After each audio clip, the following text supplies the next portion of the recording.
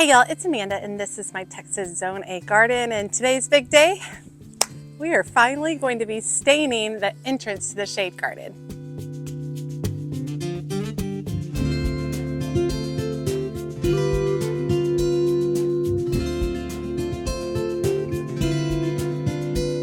Okay, so this is the entrance to the shade garden. I actually constructed it, I believe, last fall. And it needed a certain amount of time for the wood to cure, which I think was like 60 or 90 days. And then I just got busy with like spring, and then summer was too hot. So here we are, fall. And we are finally going to stain this guy. And I am really excited to get it going.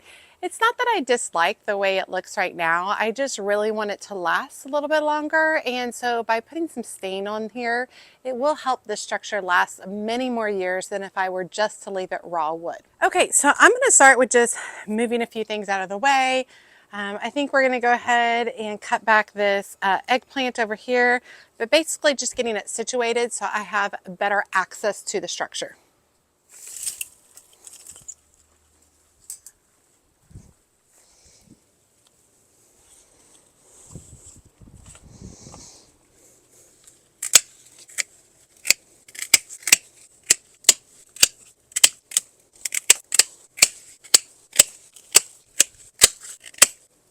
Okay, I'm actually going to leave those in the pots and see if they come back next year, because eggplants are supposed to be perennial, apparently, at least in my area, so we'll see what happens. Okay, gorgeous harvest, Listade de Gandia eggplant.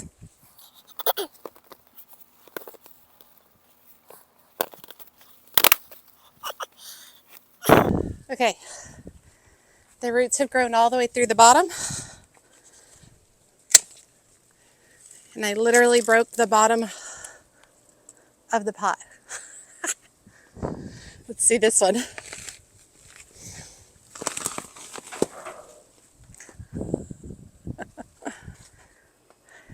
Okay.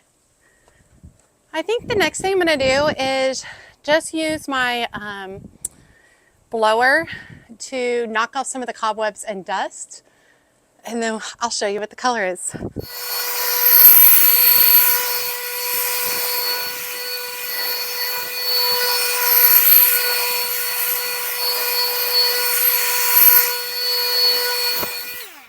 Okay, so let's talk.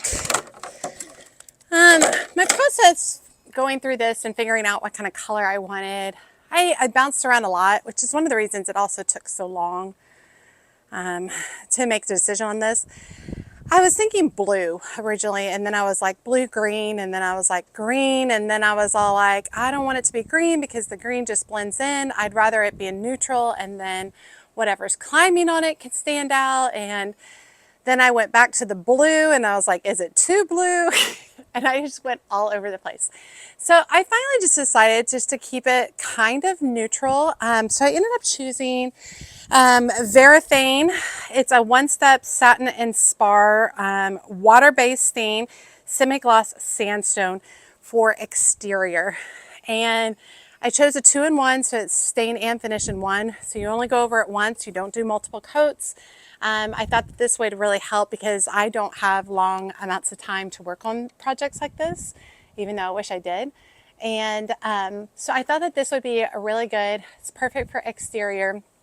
I like the color, it has a little bit of gray, which gives it a little bit of a weathered look, which I think goes better with the look of my garden. And then so I decided to go that direction, and then I figured in the future, if I decide I want to get really spunky and intense with it, I can go blue in the future if I want to, because this is not like one-time stain and it's over. It'll have to be stained probably every 5 years. And then one of the goals, truthfully, is when it's stained is to go in and hang crystals in all of the little holes. So hopefully we'll be doing that in this video as well. So I got the Varathane stain, all one step, the stain and polyurethane all in one. It's a rich, even color, mold and mildew resistant for exterior. I'll put up a picture of it, and it's a sandstone variety. And I'm going to start by using a little roller that's about the size of what you see, and I thought it would be good for getting all of this. And then I will go back with a brush to get in between. And this is not going to be fast, so we'll go ahead and get a little bit of it started, and then I'll put it on fast forward.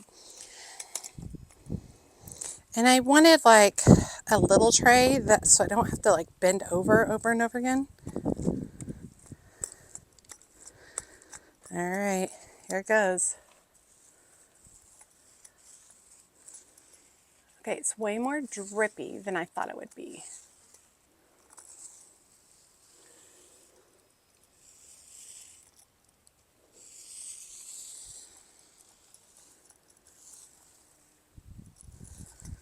Okay, let me try a brush because I don't know if I like the roller. Okay, the brush is a variety that is specifically for firm surfaces because this wood is rough.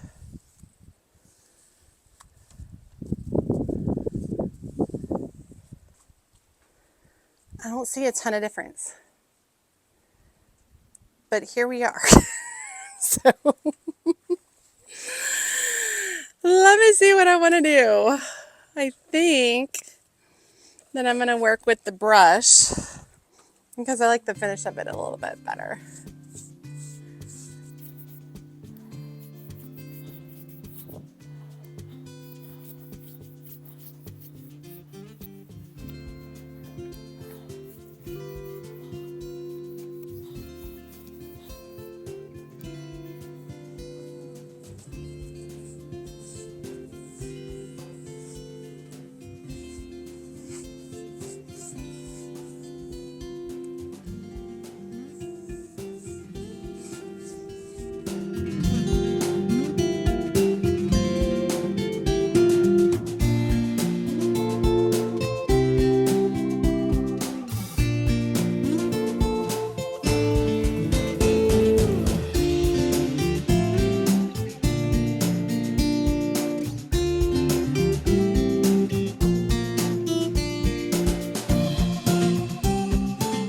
Okay, so I know the difference isn't massive, but it really toned everything down.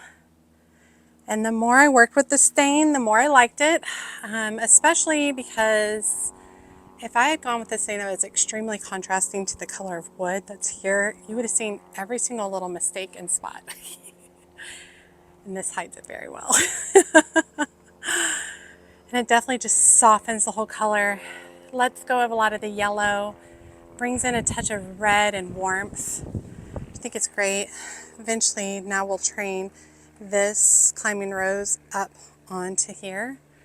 And then I want to have a honeysuckle or something like that on the other side. That looks really good. Now I didn't do the very top because that piece I'm going to take down and do a project over the winter with it. So I just didn't stress about it. And then the other side needs to be done. However, it's going to be way harder. So I think what I'm going to end up doing on the other side is I have a spray gun and I might end up spraying. So basically I would put plastic on the other side and then come in here and do a spray. I think it would be much easier to get it's really just like in between all these little pieces. It's just going to be incredibly difficult. I just can't wrap my mind around that right now. Okay, so the next part of the goal is to install crystals in between these little squares, like little teardrop crystals. And so basically I ordered a bunch of those on Temu and they all have to be wired, individually wired. And then after that, I'll be able to come hang some up. So let's go inside and work a little bit on that. Okay, so it's later on the same day and I was working on a prototype for the crystals. So the next thing I need to do is I had basically 30 crystals for each side. So go to this side, 30 on this side, 30 on this side, which is a lot, which is awesome. So basically I'm going to go in and I'm going to pre-drill holes to put very small brass cup hooks in so that I can just basically hook on the crystal. Now, I'm doing it that way for a couple of reasons. I still want to paint the back of this, and I want to be able to remove the crystals so that I can paint the back of it. Also, if we have any like ridiculous storms coming through, I want to be able to just remove the crystals real quickly, because these aren't cheap, you know, so I would like to be able to save them if need be. And then also not having them permanently affixed kind of just works for me. So as I grow vines or whatever over, if I want to move them to different places, it'll just be so much easier. So basically I'm just going to go through, I'm going to make sure I count 30 on each side. I'm definitely doing 6 at the top of each one of these. Let me see. They're all a little bit different. Well, let's see what we got here. 1, 2.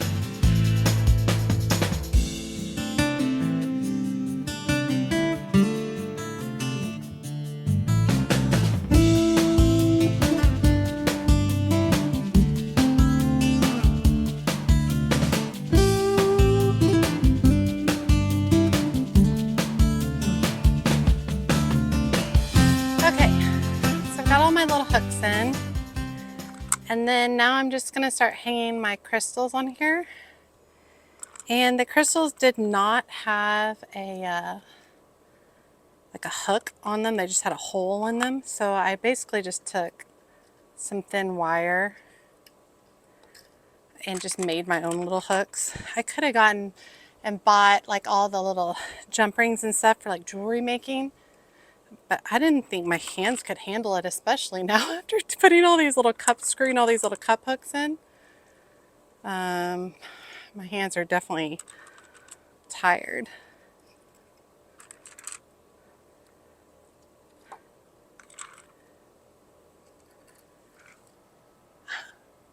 That looks great. Let's do the rest.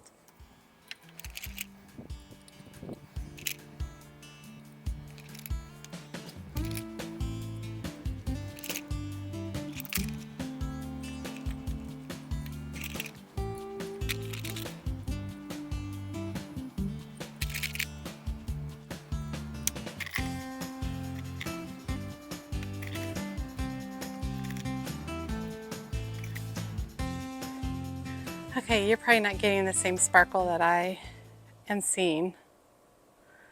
Oh my gosh, but they're so pretty. And back here, you can see all the little rainbows and stuff. And when I move them in the light,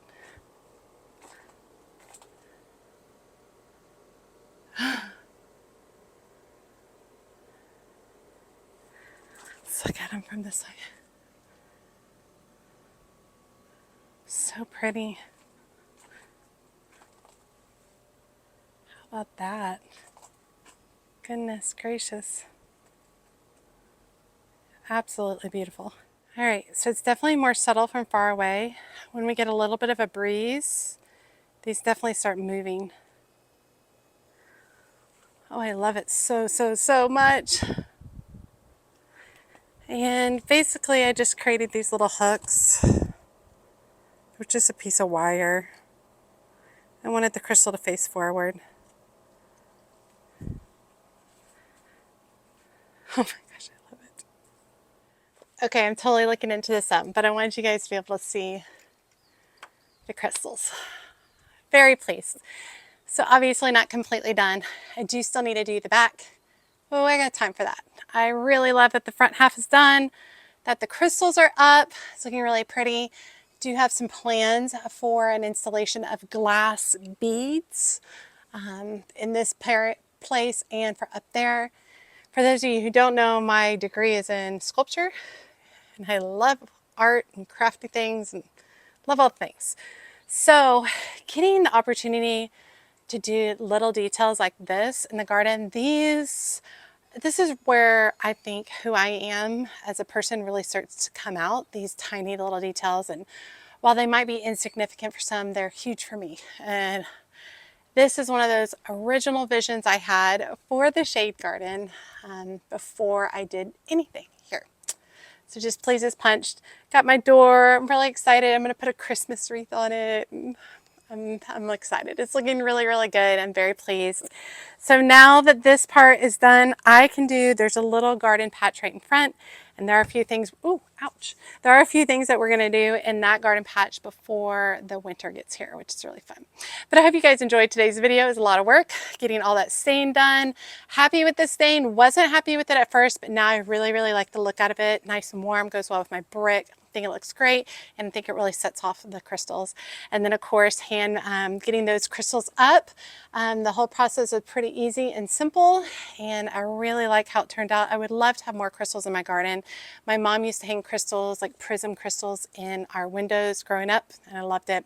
I had a couple of people ask, can this cause a fire on the other side? And I think that people get confused with like a magnifying glass. You can take a magnifying glass and you can basically bring all the light together, pinpoint it, and set something on fire. Crystal is different. Crystal fragments the light. It doesn't concentrate the light. So a little bit of a different approach. This is fragmenting the light everywhere. So there should not be any issues with starting a fire on the back. And I did go and research that after somebody had brought it up. I didn't just absolutely know that. Science was not my thing in school. I very much excelled at band, art, and I was a basketball player. So I hope you guys enjoyed today's video. It's really fun to see this come to fruition. Hope you guys are still working in your gardens. And if you're not still working in your gardens and you're not enjoying 92-degree heat like I currently am right now, I hope that you are making plans for your upcoming spring gardens. As always, make sure you like, comment, and subscribe to the channel. Every time you like and comment, it helps grow the channel so much. And if you don't feel comfortable leaving a comment, just drop me an emoji below letting me know you made it to the end and that you say hi. And be sure to check me out on my social media outlets, including Facebook, Instagram, and TikTok. As always, she's a mad gardener or a decorator or anything else that she wants to be. Thanks, y'all.